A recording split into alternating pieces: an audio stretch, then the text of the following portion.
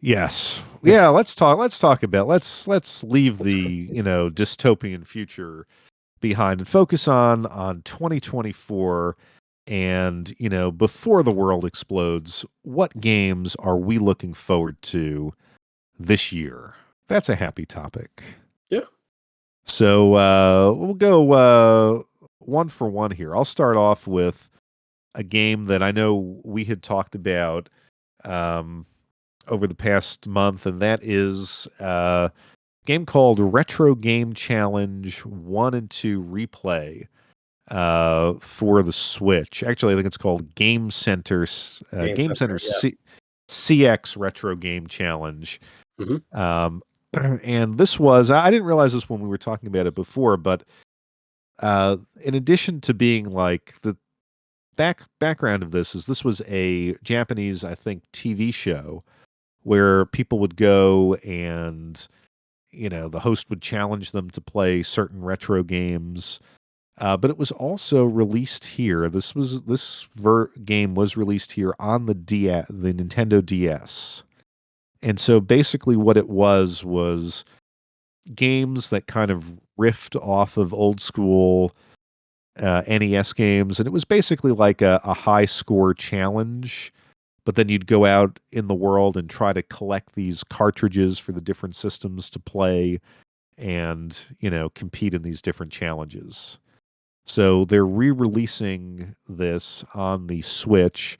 So we're gonna get the game that we got in the US, and this is just a purely Japanese release. And then we're gonna get this, I guess, the second version. It's gonna be fully upscaled, and it seemed like from uh, what I could understand of the trailer that there will be some like new fake games included in it. So it definitely kind of hit those nostalgic vibes, and I think it's going to be one that is definitely worth playing. I don't know that it's ever going to get a U.S. release, but it's one No, of those. It's one of those ones to keep an eye on. no, it's definitely not going to get a US release. That seems like too much of a unique game that's unique to Japan in itself. And I think if it was ever released here, no one would buy it because they don't get it. Yeah, I think it's only for us weirdos, unfortunately. Yeah, I mean, so now I'm curious to actually search out the one that didn't come out over here. Like, what were they thinking? What was this game like? But I'm sure it's probably $5,000, and I can't afford it. So we'll just so Jay, what's on your list? What's game number one for you? Game number one Most for me is something that you already know. I showed it to you. I am hyped for this game, and it's Slave Zero. I think it's Slave Zero X. Slave Zero is it's a remake of a game that I played on Sega Dreamcast in 1999, and the Sega Dreamcast version was a 3D, I would say, adventure shooter. I'm going to say it was, and this new one is kind of like a retro styled side scrolling action game akin to Strider, and cool. it looks gory. And what they say it was kind of like bio horror. I think they labeled it, or uh, I think that's what you call it, bio horror, and it looks great. It looks like the combat is going to be visceral. It looks like it's going to be action just oriented all over the place. I can't wait for this game. Yeah, it looked great. I picked it up as soon as you described it to me. I was like, yeah, I think I have to go for this. Yeah. And when is that coming out? I'm just curious. February 22nd it comes out. February 22nd. Okay, and the Game Center CX Retro Game Challenge that is also slated for February. Oh man, So February is going to destroy our wallets, it looks like. yeah, well, I mean, December destroyed my wallet. January is destroying my wallet. So when you get into this hobby, it's just perpetual destruction. Um, Yeah. The next one, actually, I'm happy with my next pick because I am not actually going to purchase it. It is Dokusei Remake. So Dokusei was one of those early visual novels, in this case from the Sega Saturn, and Okay. I know that it, if in Japan or in the visual novel community, if you want to call it that, it has kind of a certain nostalgic vibe to it. Like this was kind of like Tokimeki Memorial, one of those Oh. um, seminal classics of the genre, and it's being released on the Switch. There was a PC release in English, and I have this, but I have not played it because I find that visual novels to me are best played on a handheld, laying down, Mm. and it doesn't work on the Steam Deck. Oh, And that's I just, unfortunate. yeah, so I can't bring myself to like sit and play this kind of game on a gaming PC. It just kills like the relaxing vibe for me.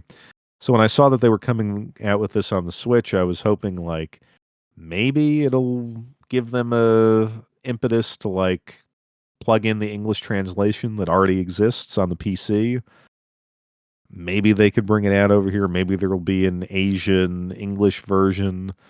So I think it was just on there like I'm happy that it's coming out this year because I'm hoping that we get that handheld version that I think we need. Okay. So, what's next on your list? Next one on my list. I feel like I always show up with the same genres, and it's because they're so good. This one's a shmup, and it's Radiant Silvergun. I can't believe that well, actually, no. I can believe now because there's been a lot of shmup ports coming out, and Radiant Silvergun was one of those Sega Saturn shmups that I've never played before, but I always knew of its pedigree. Um, I've seen a couple of videos on it, and as soon as I heard that a limited edition was announced for it, I didn't care how much it cost. I pre-ordered it on the spot. That's all I cared about. Yeah, and then you told me about it, and I was like, "Yep, okay, I'm going to pre-order this." It As it's like one of those Saturn classics, and the pre-order had a lot of stuff in it. I can't quite recall what at this, but there is a statue or a There was a statue. There was a CD. I think there was. I saw. Um, what else did I see? I saw. I think it was a plaque of some sort, like a what do you call it? Like a standee. I think that's what you okay. call them, right? A standee. Oh wait, I have it on my computer now. I can just tell you. So it comes with a giant collector's bundled box, a double-sided jacket for the game with a manual, a three-sided storage case. I didn't even know that was a thing. An SDX limited edition trading card, whatever that means. Um, what else? A mini magazine, Deluxe Plus. I don't know what that is. It comes with a Radiant Silvergun chip tune arrangement and soundtrack set of two. So it has two discs in one box. It also comes with a Radiant Silvergun Unit 001 metal ship. So it's kind of like a what do you call it? Like a laser craft of the like the ship from in the game, and it comes Cool. with a set of 6 art cards. It's a really cool looking box set. Um, the out man, I'm looking at this, and I hope it's smaller than how it looks on the screen, because if that box is as big as I think it is, the shipping cost is going to destroy me. Yeah, I was just as you were describing that, I was thinking, how much is this going to cost to ship? So, what are you thinking? What would be the shipping cost on something like that? Uh, well, if it's anything like the what was I? I ordered something. What was it? Little Witch Nobito. That was a big collector's box. It wasn't as it wasn't and not in terms of depth, but it was very wide. Okay. Um, that one, I think that one was about $45 to ship. This one looks pretty big. I'm hoping that I mean, I'm not going to cancel it, but I No, I'm I mean, you can't cancel it. I'm just, you're trying to get a sense of you how can't badly you'll cry when that bill comes in. yeah, you can't cancel Radiant Silvergun, but if I were to make if it's like a small pin, this because I'm assuming that's the thing that's going to be the make or break your wallet, right? So if it's the size of like let's say like a bottle cap on top of like a bottle, um, then I'm fine. But if it's bigger than that and it's like the size of my fist, that means Huh. that the box is going to be large because that's going to be the item that needs to have more styrofoam around it to keep it from breaking. Um, Now, if they go the route that they did with the not it's not the same company, but do you know what's the company that makes all those Umehara Kawase games in English? And they Oh, do was the Isaac games too. it's Um, like in or something? no, Nin Nin does something else. They do the Cotton games, but Okay. there's another company here. They re-released Ikaruga, and Ikaruga has a model of the ship. Um, I didn't know this. I thought the model was going to come within the box set when I bought it, but what they did was it's a model kit that you actually have to build with hot glue, and it just comes flat like a sheet of paper. Um, like a sheet metal is what I mean, and it was able to fit into like a small box. Now, if it's like that, then I'm also not worried. That means the weight Okay. is going to be okay, and it's probably not as big as I think. But if it's a ship that's already built, yeah, we got a problem because that box looks big. Well, now when is that coming out? That's like This closer to the summer, right? Yeah, this is June, so we have time to Okay. prepare. Now the problem is, and I always say this, and I've made a video about this on my YouTube channel. Um, you always want to prepare months in advance. The problem that comes is when, let's say, if you've pre-ordered games in January, February, and March, and you're like, oh, I have an open window. This is all the way in June. You don't know what's coming up in those extra 2 blocks. So if a game says, "Hey, we're releasing in a month," and it's like, "Oh no," Huh. and you really want it, you're gonna get destroyed.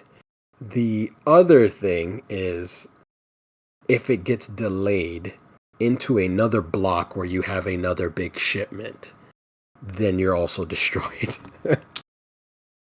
Yeah. But Well, fingers crossed. hey, hey, you know what?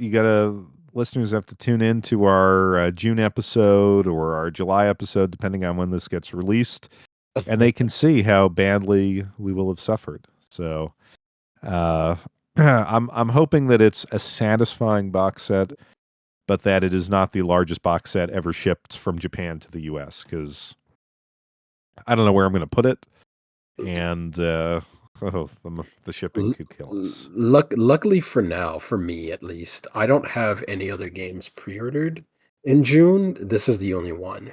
But I've had things happen where other games come out on the same month where an expensive thing I pre-ordered is going to be shipped, and I'm like, oh no.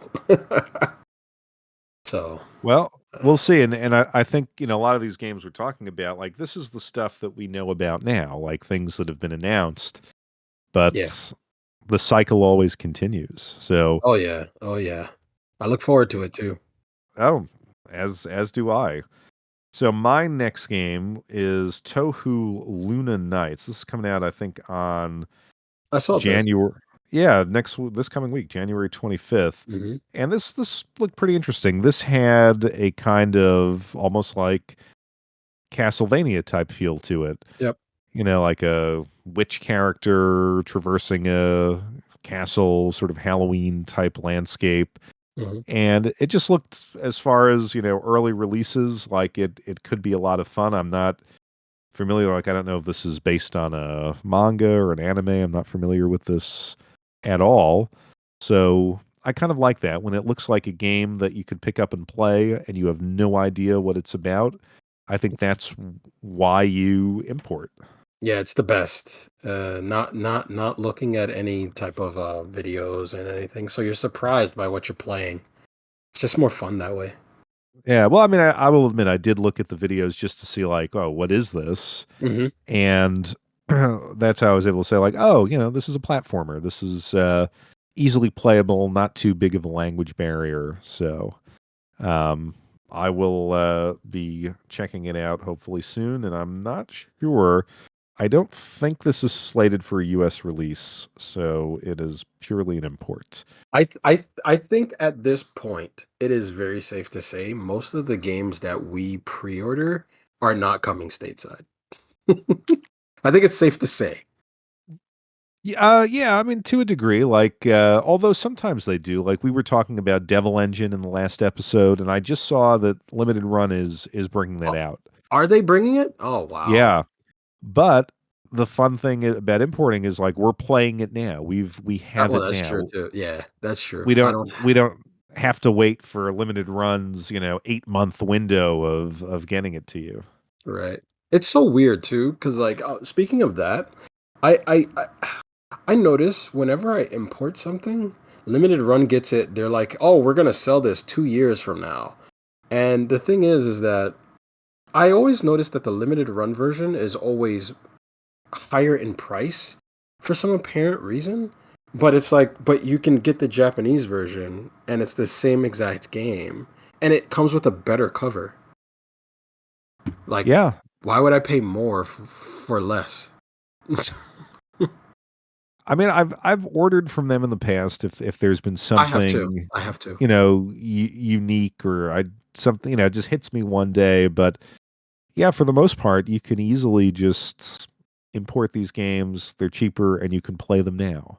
Yep. So I would always suggest that route. But what do you got for us? What's your next game that you're looking forward Um, to? my next game is my last game. I noticed you have four. I only have three, but I'm really looking forward to this game. And do you know? Are you familiar with the Gunvolt games? Um, the Gunvolt, They're kind I of am like not. they're kind of like Mega Man games on like the. I think one was on the DS or 3DS, and then they released a bunch of them on the Switch. Um, I probably have one in my Steam library, but I can't say that I've played it at all or anytime recently. I would definitely recommend playing one of them. They're really good. Uh, they have like an interesting learning curve to them because a lot of people what they try to do is they try to play it exactly like a Mega Man game and you can't do that. It's inspired by Mega Man, but it's made by NT Creates where it's like high speed adrenaline. You have to speed run through yourself through levels. You have to learn how to navigate through levels and propelling yourself and wall jumping and doing all these things. But anyway, the Gunvolt series is getting a rhythm game, and I couldn't believe my eyes when I saw this. They're getting a game called Gunvolt Records Chronicles. Um, I, s- I, I always tell people there are certain games you should always pay attention to. It's horror RPGs and shmups and rhythm. Rhythm games always are very very difficult to find. And I just felt like this is one of those games. I already have all of the Gunvolt games, so why not get the rhythm game as well? It looks like it's going to be kind of like a, Hatsune Miku game or a Dancing All Night kind of game by Persona, but with Gunvolt characters and using Gunvolt music. So I invested in that. and I cannot wait for that. I think that comes out next month, actually. So yeah. So, well, the rhythm games, you are right about those. Those can skyrocket in price. It is a very, very kind of niche genre. Um, I wish I could get into them. I'm not a big rhythm game guy. I think we were talking about this in one of the previous episodes. Like, I completely lack any musical ability. Like, I think I'm physiologically unable to follow a rhythm. So these games are among my most frustrating. But from a collecting standpoint, they're awesome. So uh, you got to tell us what you think of it next month. And yeah, I did have one more game on my list. It was Under Night In Birth 2, I love Under Night. Sis Celeste. Yeah. And it's just, new one in the series. I think this is getting a US release, incidentally, as I'm kind of like scrolling through, at least according to the Game Eye app. It is coming to Mhm. the US. And I just like these games because I've always thought they've been very high quality, great art style. Um, a they're not quite like I'm blanking on what is the famous Japanese fighting game from Arc System Works. Oh, Blaze Y- Blue. you well, you have Blaze Blue, and then you have that other You have Guilty Gear. Guilty Gear. Uh, Sorry, Guilty Gear and Blaze Blue. So to me, it has that look, but yeah, it's more accessible, and I'm not like a heavy metal person, so I always kind of preferred the musical tracks in Under Night, and I felt like each iteration has delivered. yeah. So, they've won me over with that, and I'll be looking to pick this one up. I love Under Night. Under Night is the fighting game of my choice. Like if I had to play any fighting game, I'm always picking Under Night. Um, and I will always pick Under Night until they come out with another Melty Blood that I can afford.